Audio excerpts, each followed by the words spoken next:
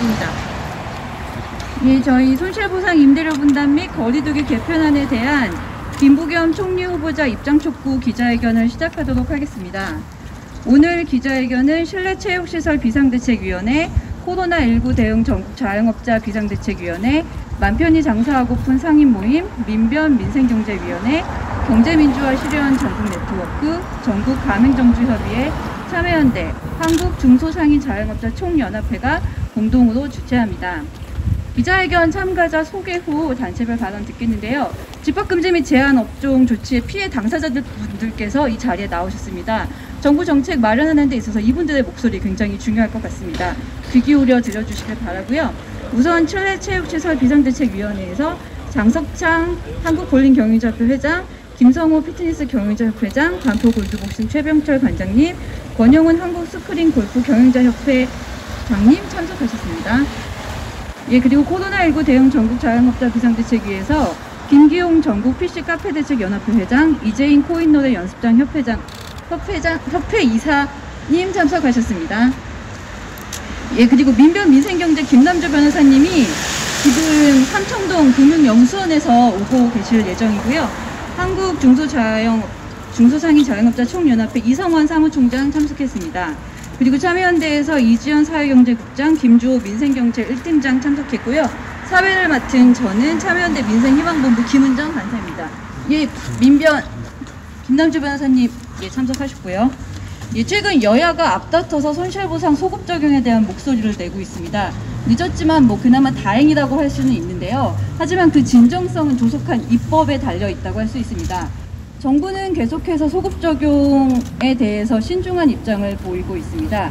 하지만 코로나19 위기가 지금 1년이 넘도록 진행되고 있는데 영업 제한 조치에도 불구하고 아무런 보상이 이루어지지 않는다는 게 굉장히 불합리한 것 같습니다. 그래서 정부의 입장을 확인하고 대책을 촉구하고자 저희는 오늘 김부겸 총리 후보자의 입장을 촉구하고 면담을 요청하는 기자회견을 진행하게 되었습니다. 우선 처음 순서로 실내체육시설 비상대책위원회 장석창 사단법인 한국볼링 경영자 협회장님이 발언하겠습니다.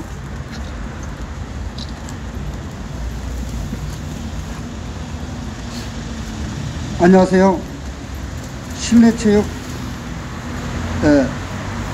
비상대책위원회입니다. 성명서 이 자리를 빌어 지금 이 시간에도 임대료 관리비 등 독촉에 신음하는 전국 실내체육시설 수만 명 사업주 여러분들, 죽을 때 죽더라도 조금만 더 버티고 이 악물고 이겨나가 봅시다. 실내체육시설 수만 명의 사업주들은 비통함, 절망감, 죽고 싶어도 죽지 못하는 비장한 현실 속에서 갈기갈기 찢겨버린 마음과 천근만근 같은 몸뚱아리를 이끌고 오늘도 황량해질 뻔한 사업장 문을 열며 정부와 방역당국의 아래와 같이 요구하는 바입니다. 아래 1. 손실보상제 소급 적용 반드시 법제화해 주십시오. 코로나19 팬데믹으로 전 세계 국가 국민들은 인류 역사상 전례 없는 감염병으로 인한 고통과 절망감에 빠져 이 시기를 살아가고 있습니다. 그러나 대한민국 실내체육시설 수만 명의 사업주와 그 종업원들, 그 가족들은 이보다 더 혹독하고 암담한 상황에 치닫으며 결국 벼랑 끝에 내몰리고 말았습니다. 북미 유럽 여러 국가들은 지난해 코로나19 팬데믹 초기 분쇄령 발동과 동시에 그로 인한 피해를 입은 자영업자에게 정부 주도의 임대료 지원을 통해 자영업자들이 경제적 피해를 최소화한 반면 대한민국 정부는 코로나19 팬데믹이 1년이 지나도록 집합금지, 집합 제한으로 피해 입은 자영업자에게 실질적 임대료 지원은 전무한 상태입니다. 고작 소상공인 사업장의 임대인이 자발적 임대료 감면 시 감면액의 70%를 세제 혜택 준다고 하는 것 뿐입니다. 집합금지, 집합 제한을 소상공인만 당했습니까? 집합금지, 집합 제한의 경제적 피해를 소상공인만 입은 것입니까? 행정명령에 따른 경제적 피해는 규모에 불문하고 중소자영업자 모두가 입은 경제적 피해인데 어찌하여 소상공인에 한해서 임대료 감면 세제 혜택을 준다는 것인지, 그 기준이 어디서 나온 것인지, 과연 공정하고 형평성에 맞는 것인지 묻고 싶습니다. 정부에서 선거용 지지율 높이기 생색내기로 지원한 한 달 고정비도 되지 않는 2차, 3차 재난지원금 반납할 테니 실질적인 손해배상을 해 주십시오. 정부는 규모에 불문하고 집합금지, 집합 제한을 당한 모든 중소자영업자가 부담하는 임대료에 대해 실질적 지원 방안을 제시해 주십시오.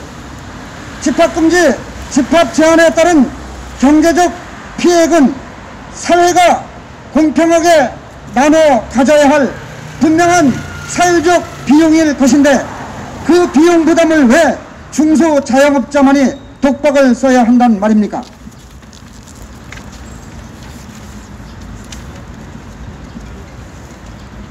손실보상제 소급 적용은 당연히 만들어져야 하는 법안입니다. 1. 개편된 사회적 거리두기안 즉각 시행해 주십시오. 2021년 2월 어느 날 코로나19가 발생한 지 1년이 넘어서야 기다리던 연락이 옵니다. 거리두기 개편안에 대해 현장의 목소리를 반영하고자 한답니다. 작년 하반기 접어들 때쯤부터 실내체육시설 비상대책위원회는 지속적으로 현장을 점검하라, 민생 현장의 목소리를 듣고 업종 특성에 맞게 거리두기 적용을 해달라고 이야기하고 또 이야기했습니다. 듣지도 않고 보지도 않고 K방역이 실패하가니 자영업자의 목소리를 듣겠다며 온라인 간담회를 하며 업종별로 개선 내용 및 요구 사항들을 여러 차례 내놓았습니다. 그러나 그것도 잠시뿐, 실패한 K방역으로 확진자 수가 계속적으로 늘어나가니 금년 3월 중 적용하겠다던 개편한 거리두기안은 어디로 사라지고 없는 것입니까? 정부를 믿고 또 믿었습니다. 버티고 또 버텼습니다. 이제 더 이상은 정부를 믿을 수도 없고 버틸 여력도 없습니다. 정부는 코로나19 방역과 관련하여 그 모든 것을 국민에게 투명하게 공개하겠다고 약속하지 않았습니까? 여태껏 시행한 거리두기 어떤 과학적, 합리적, 객관적 논리에 근거하여 정해진 것인지 국민 앞에 투명하게 밝혀주십시오. 기존 거리두기안, 개편된 거리두기 안 간에 어떤 차이가 있길래 시행 시기를 미루며 우리 자영업자에게 희생만 강요할 뿐 방역 협조에 대한 대가로 정부는 우리한테 고통과 절망감만 안겨주고 있는데, 그 이유란 것이 신규 확진자 증가, 4차 대유행 임박하다는 것만으로 납득할 수 없습니다.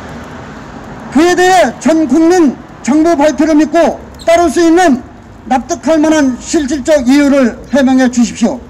실내체육시설 비상대책위원회 일동은 손실보상제 소급적용법 제정도 중요하지만 그보다 더 시급한 것은 개편된 사회적 거리두기를 즉각 적용하는 것이 우리 스스로 살아갈 수 있는 자생력을 그나마 소생시킬 수 있는 마지막 골든타임이라고 봅니다.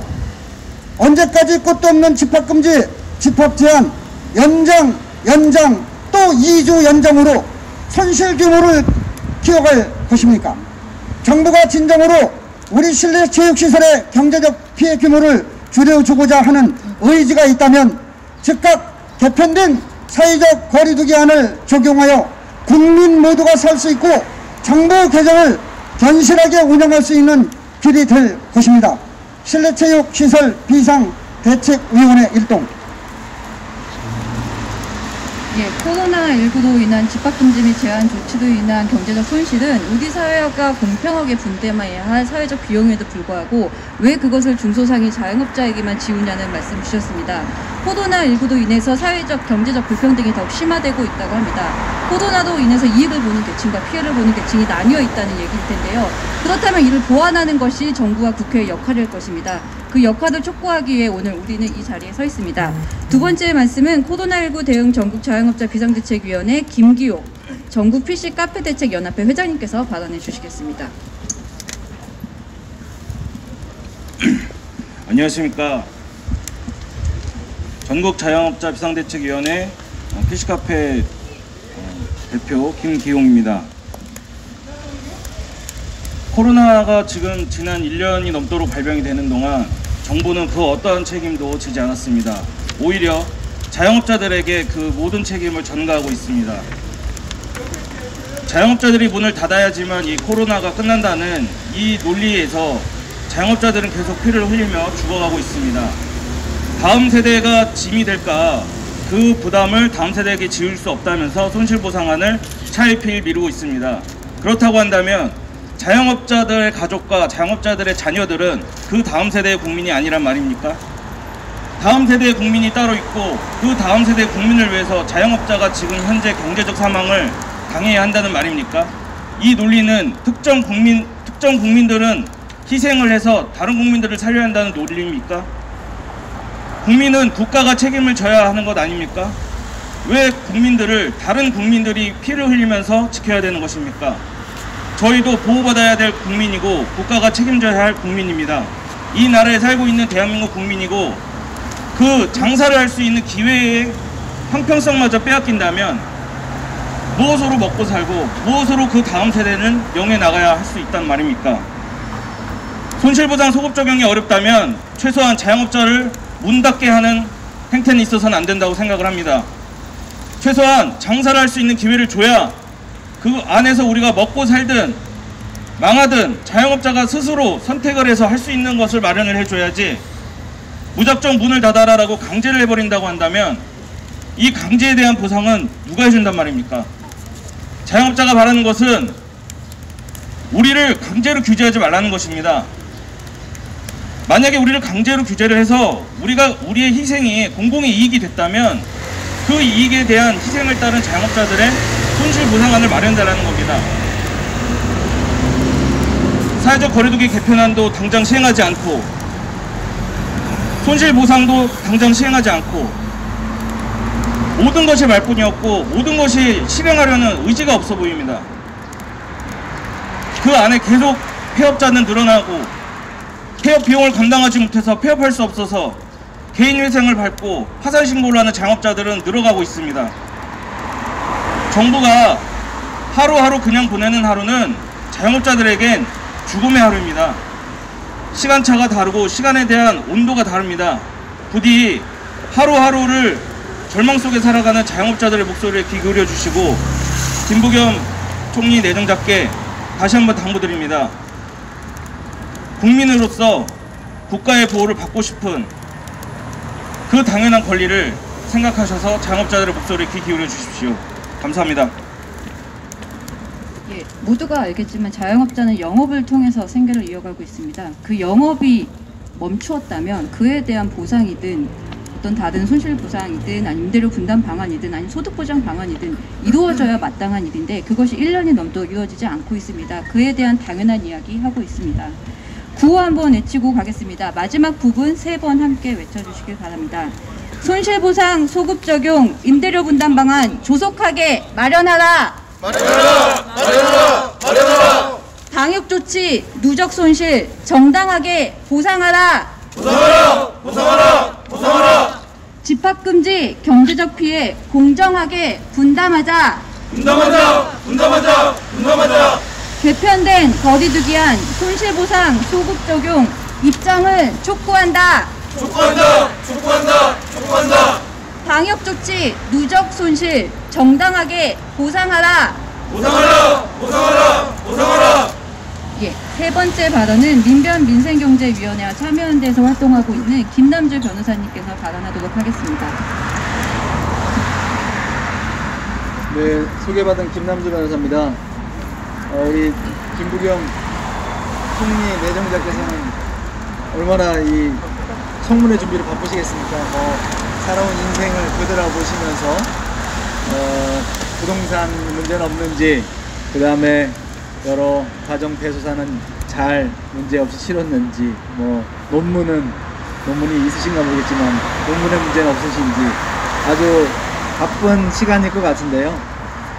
우리 청문회가 이제 신상 검증 또 도덕성 검증도 필요한데, 우리 정책 현안에 대해서 정말 우리 국민들의 삶을 보듬을 수 있는 그 행정 각부를 통할하는 국무총리로서 역할을 잘 할 수 있는 분인지 정책 검증도 이루어져야 될 것 같습니다.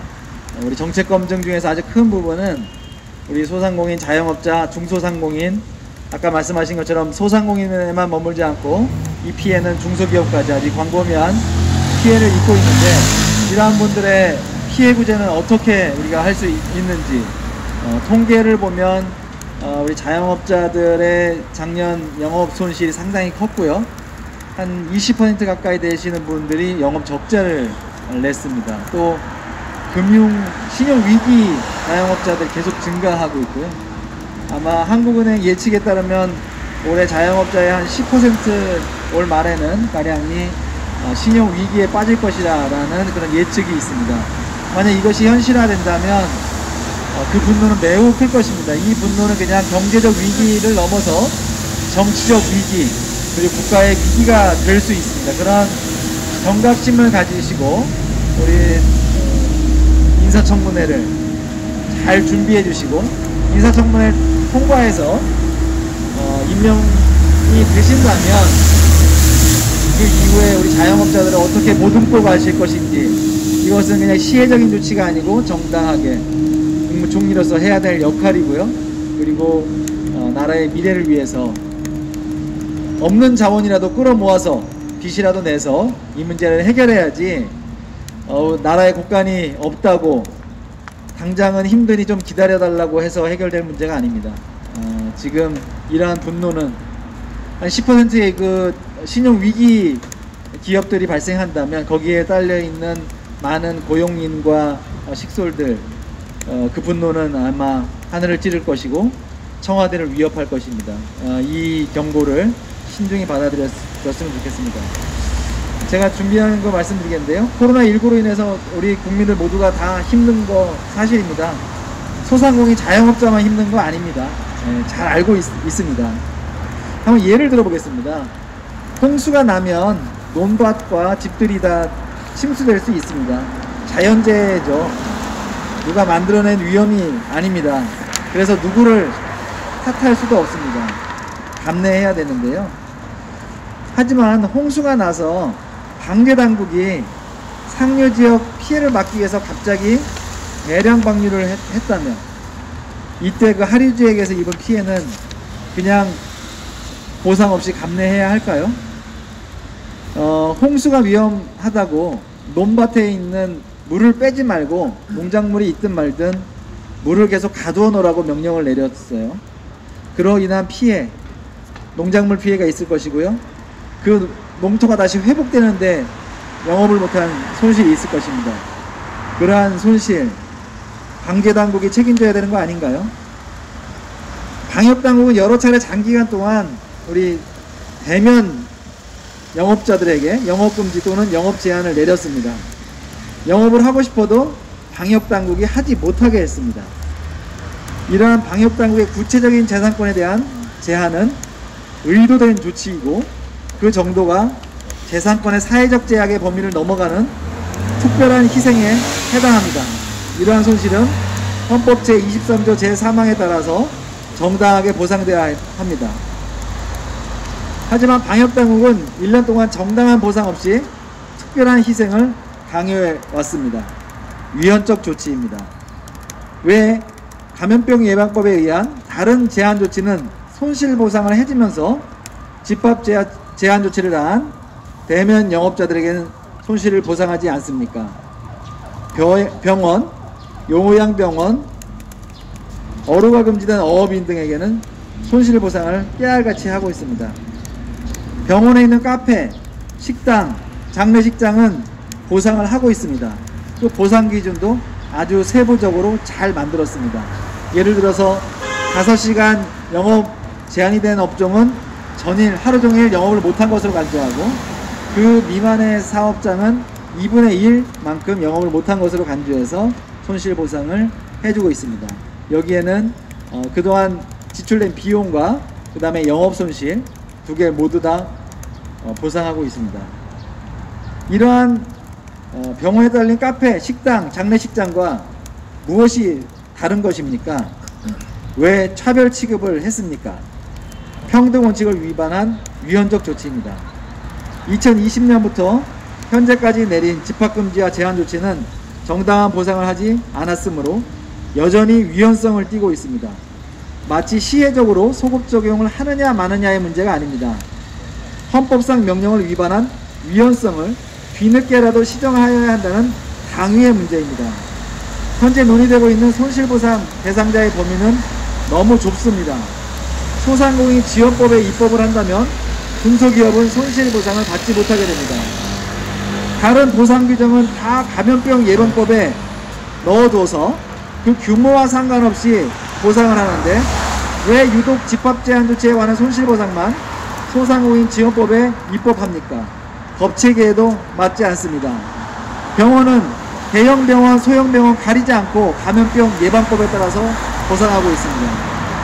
감염병 예방법에 손실보상 규정을 도입해서 보상 대상자도 확대해야 합니다. 많이 늦었지만 지금이라도 손실보상법을 신속하고 제대로 입법하시기 바랍니다. 김부겸 총리 후보께서도 손실보상 입법에 적극적인 자세로 임해주시길 바랍니다. 감사합니다. 정부 재정은 허수분이 아니다라는 얘기 굉장히 지겹도록 많이 들었습니다.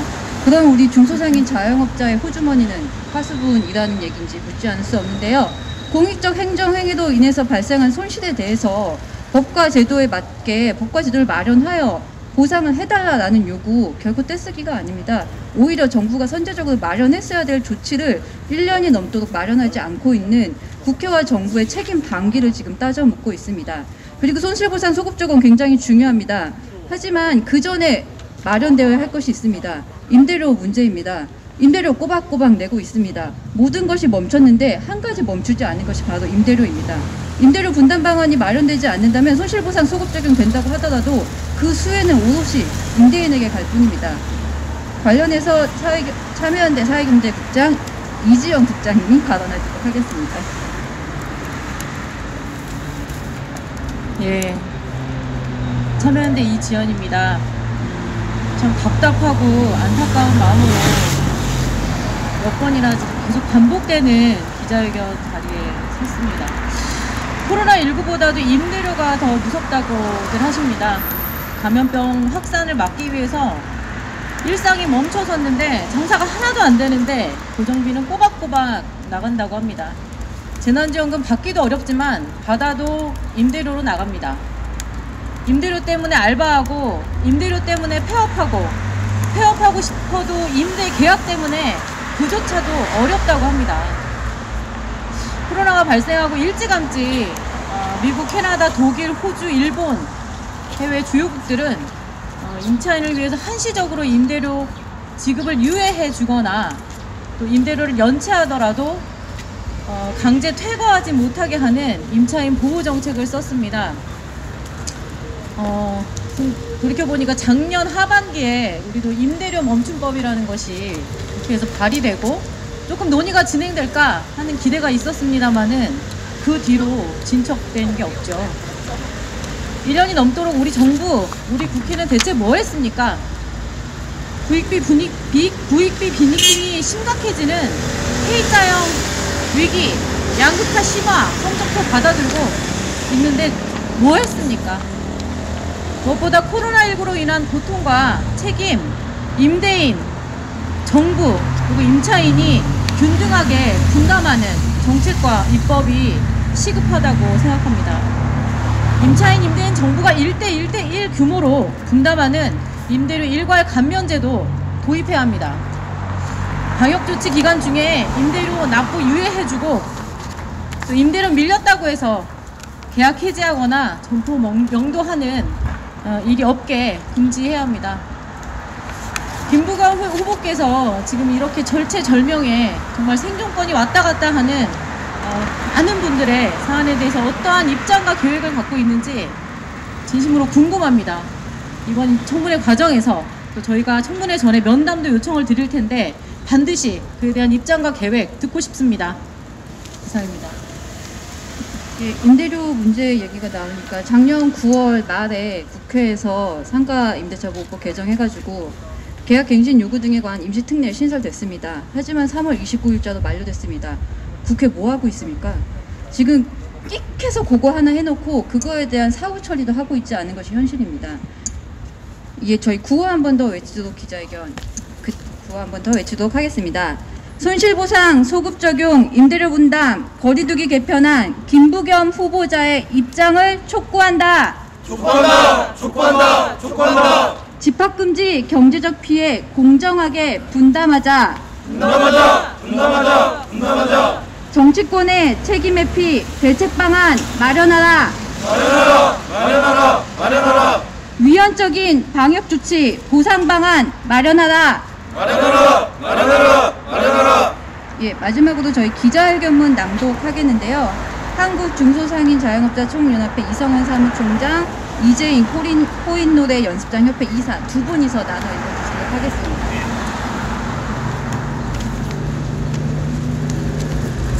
네, 시작하겠습니다. 법적 근거도 보상도 없는 방역조치 1년이 지났습니다. 코로나19 확산 방지를 위한 정부와 지자체 행정명령을 포함한 방역조치에 대해 자영업자, 중소상인 등은 손실을 감수하고 적극 협조해왔습니다. 행정명령에 따른 집합금지 및 제한 조치는 헌법 역시 정당한 보상을 지급하라고 하고 있습니다. 하지만 방역조치의 근거가 되는 현행 감염병 예방법은 손실보상 규정을 마련하고 있지 않습니다. 최소한의 손실보상 규정 없는 집합 제한 및 금지 조치는 위헌이라는 지적에도 불구하고 중소상인, 자영업자 등은 재산권 등 기본권 침해를 감수하며 방역조치에 성실히 협조해왔습니다.